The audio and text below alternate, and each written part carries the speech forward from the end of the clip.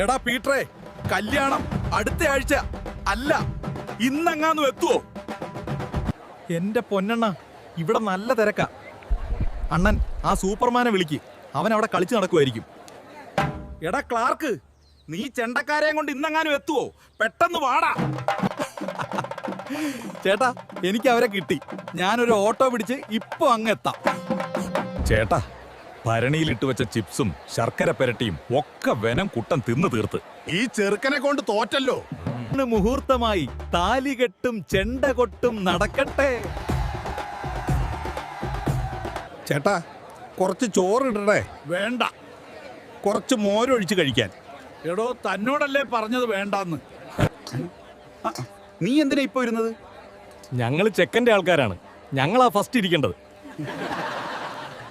മച്ചന്മാരെ, നിങ്ങളുടെ സപ്പോർട്ട് ഉള്ളത് കൊണ്ടാണ് ഈ കല്യാണം ഞങ്ങൾക്ക് മനോഹരമാകാൻ സാധിച്ചത്. ബൈ.